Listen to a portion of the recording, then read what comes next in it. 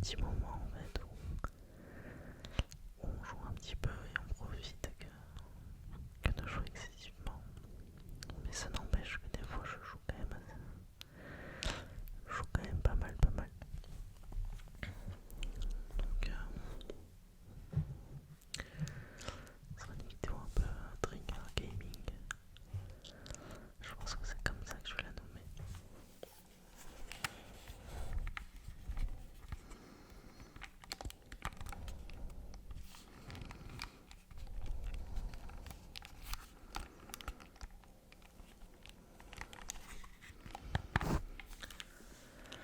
Je joue sur PlayStation 5 et ça c'est ma manette qu'on m'a offerte Noël 2023.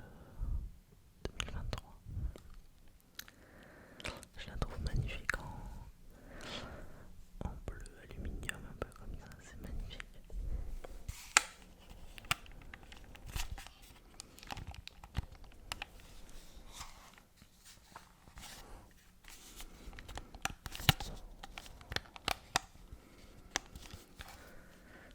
Je suis curieux de savoir si il y a des joueurs dans ma communauté qui jouent un peu aux jeux vidéo. Et n'hésitez pas à me dire sur quelle plateforme vous êtes aussi. Et si c'est un aspect de ma chaîne que vous appréciez, je pourrais éventuellement approfondir et en parler un petit peu plus. Ça prend quand même une part assez importante dans ma vie parce que ça fait partie de mon quotidien, le jeu vidéo. Je joue presque tous les jours donc parce que j'ai le temps en ce moment aussi.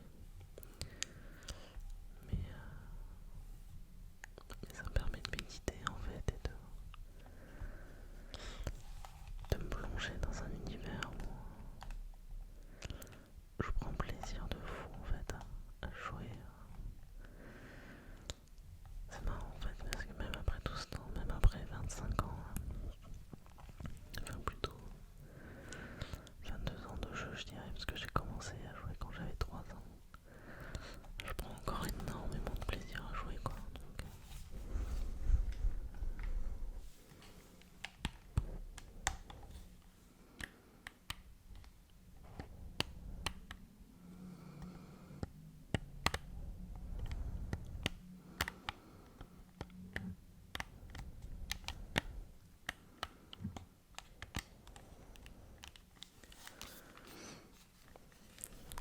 je vais vous montrer les jeux que j'ai sur la console, en sachant que j'avais une PS5 au tout début où elle est sortie, que j'ai revendue un an et demi plus tard avec toute une flopée de jeux, donc ça représente pas, ce que je vais vous montrer, ça représente pas en fait tous les jeux que j'ai finis, et tous les jeux que j'ai parce que j'en ai également sur la console, même si j'attache beaucoup d'importance à les avoir en physique, et non seulement parce que c'est un objet qui est malléable, et il y a un plaisir en fait de dire que le jeu en fait nous appartient en physique. Puis il y a également aussi le potentiel de revente, donc important à prendre en compte. Et je trouve que ça apporte une âme au jeu en fait, le fait de l'avoir en CD plutôt qu'en dématérialisé. Ça change pas grand chose honnêtement, c'est juste un point de vue personnel tout ça.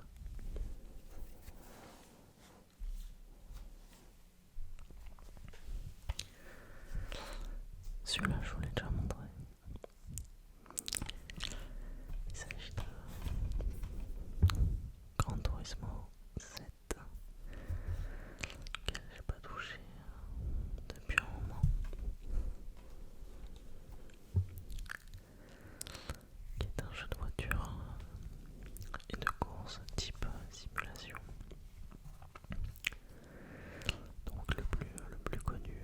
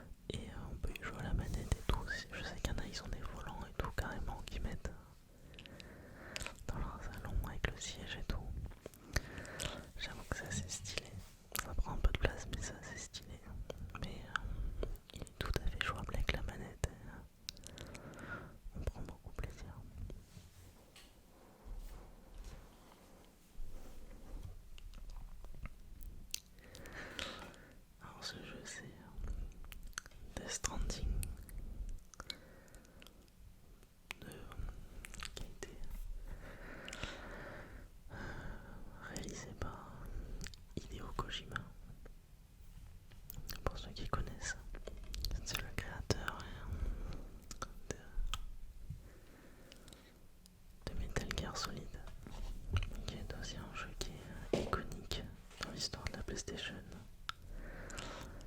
Absolument, absolument incroyable ce jeu. Et Death Stranding, en fait, on incarne un livreur finalement, on peut appeler ça comme ça, dans un monde post-apocalyptique. Et en fait, notre but, ça va être de reconnecter le réseau en fait des États-Unis,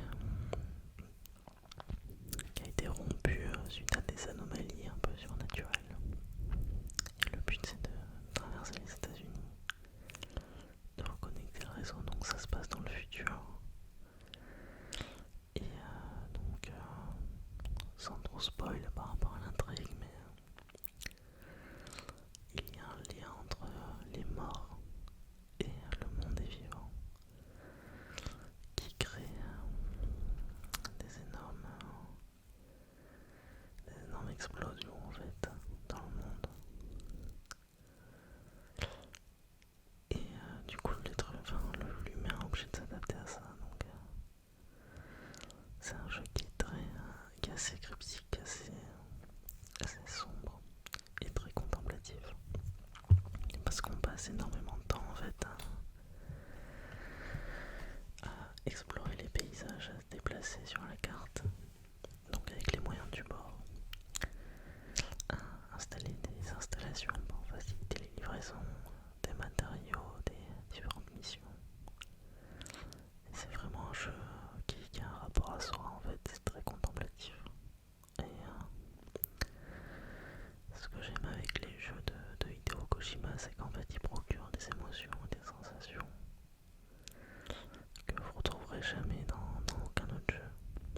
Ils sont très, très caractéristiques et très uniques.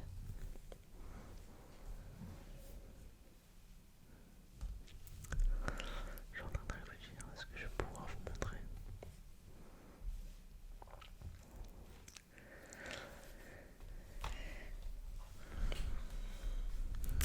Comment parler de jeux vidéo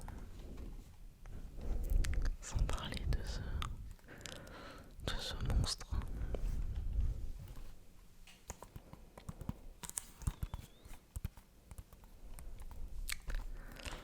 Ce monstre de Red Dead Redemption 2.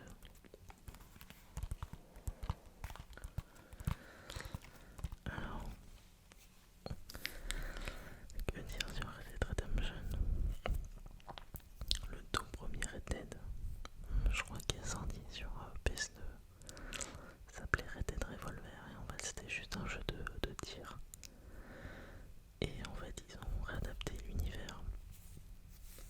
Donc Rockstar Games, ceux qui ont aussi fait d'ailleurs GTA, le mastodonte GTA.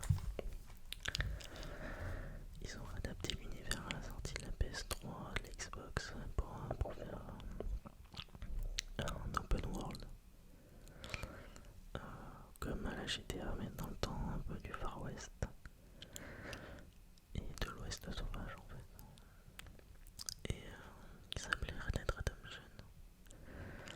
Donc un jeu de tir mais très scénarisé avec des missions, un univers qui est très vaste. Et Red Dead Redemption 2 en fait, il s'agit plutôt d'un préquel de Red Dead Redemption 1 et qui est selon moi le meilleur jeu auquel j'ai joué en termes de, je dirais, d'immersion, de scénario surtout, voilà, d'écriture. L'écriture est d'une qualité absolument folle. Et on incarne en fait un personnage qui est terriblement attachant en fait, et qui joue énormément sur la bivalence entre le bien et le mal. Donc, on est amené à faire des actions qui sont mauvaises, mais des actions qui sont bonnes également. Et toute la psychologie du personnage en fait est façonnée à travers cette bivalence. Et j'ai même pas dit le nom du personnage, donc on incarne Arthur Morgan. Et en fait on est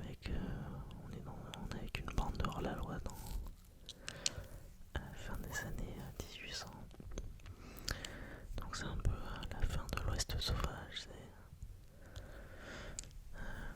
L'Amérique devient un pays qui est très civilisé, très contrôlé. Donc c'est la fin un peu de l'ère des bandits, des cow-boys quoi.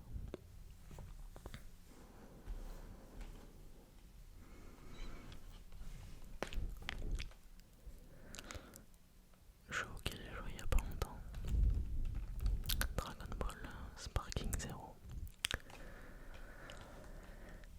Ceux qui ont remarqué dans la couverture de ma chaîne YouTube,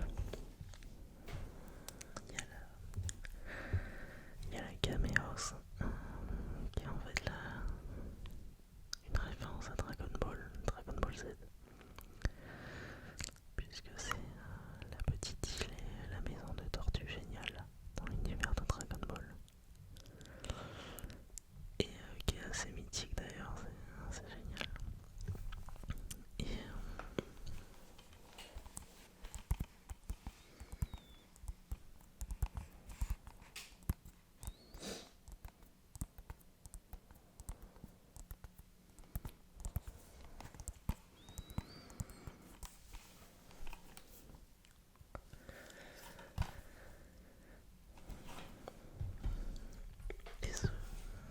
Et ce jeu Dragon Ball Sparking Zero, enfin voilà, donc je suis un grand fan en fait de Dragon Ball Z.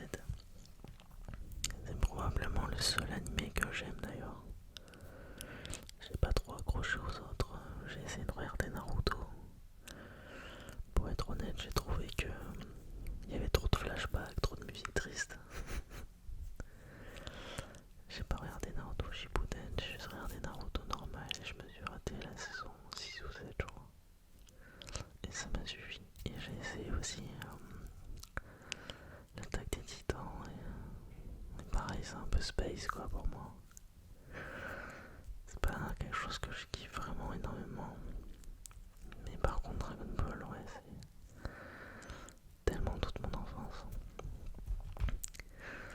Et donc ce Dragon Ball Sparking Zero est en fait la relève des Tenkaichi et des Budokai qui sont sortis sur PS2, PS3 il y a maintenant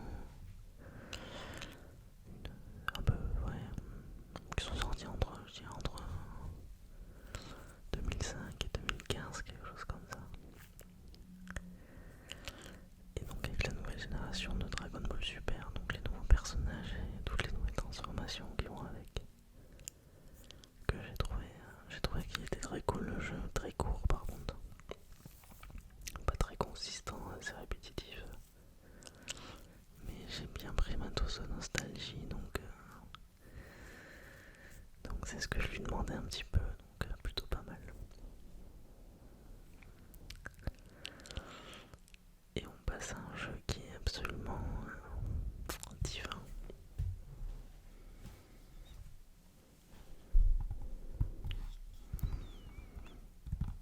The Last of Us 2.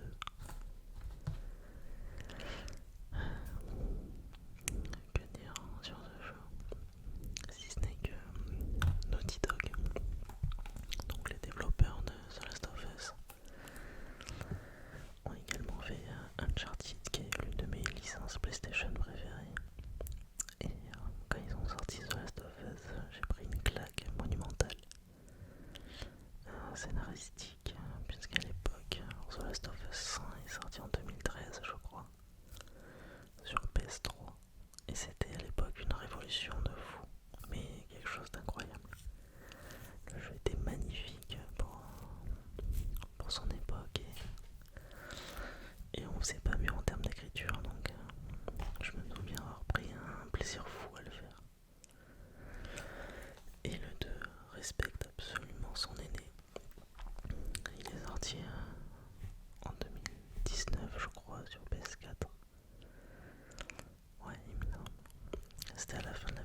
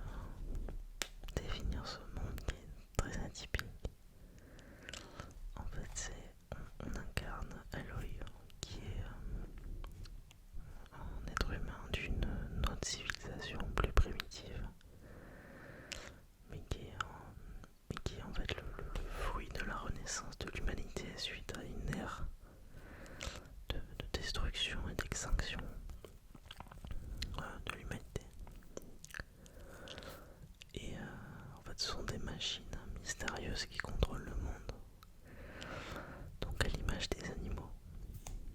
Et le but c'est de découvrir tout, hein. Donc l'origine de ces machines. Et donc en fait on retrace un petit peu l'ancienne civilisation, donc les différents événements qui vont amener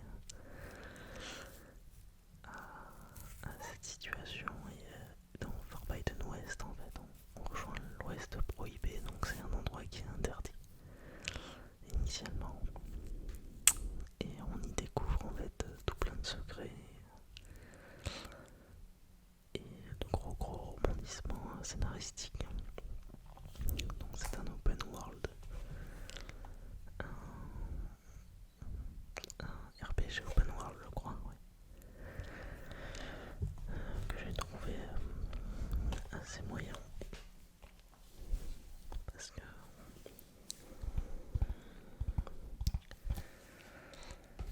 je suis peut-être un peu méchant, mais alors le personnage de Aloy je le trouve assez peu convaincant, pour être honnête.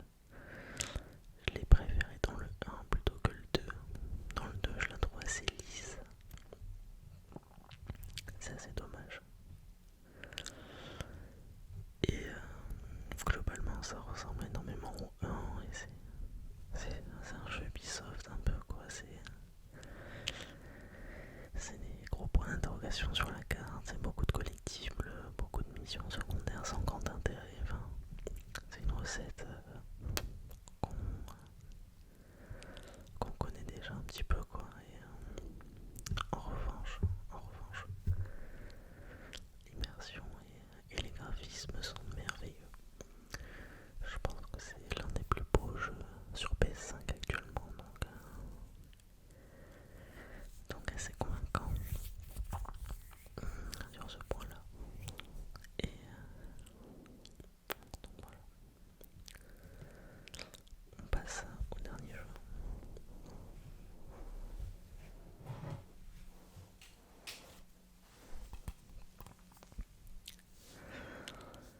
Spider-Man 2.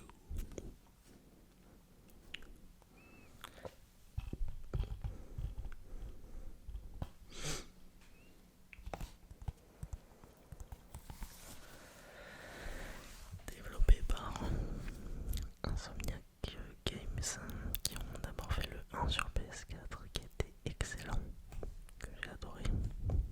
Et au début de la sortie de la PS5, il y a eu Spider-Man Miles Morales, que j'ai adoré également. Et enfin ce Spider-Man 2, donc on incarne à la fois Peter et Miles. Donc que dire si ce n'est que je suis peut-être un peu biaisé parce que Spider-Man est mon héros de cœur, mon super héros de cœur depuis que je suis gamin. Et que les jeux sont très bons. Ils sont très beaux, très satisfaisants. Les combats sont absolument géniaux.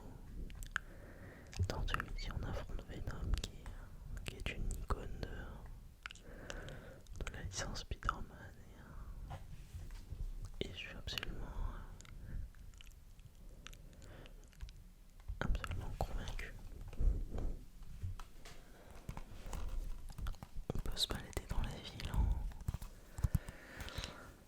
en sautant de toile en toile avec des sensations qui sont incroyables. Le jeu est super bien fait, le gameplay est très satisfaisant.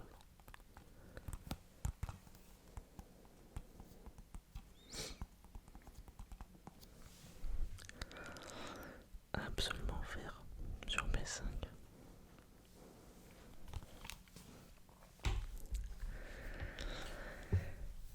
Et ça me fait penser que je viens de revoir les films Spider-Man. Les deux The Amazing Spider-Man, donc incarnés par Andrew Garfield.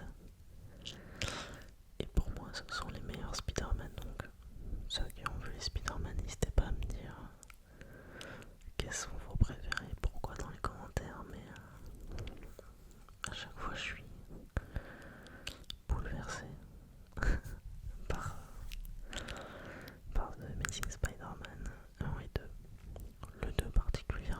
parce que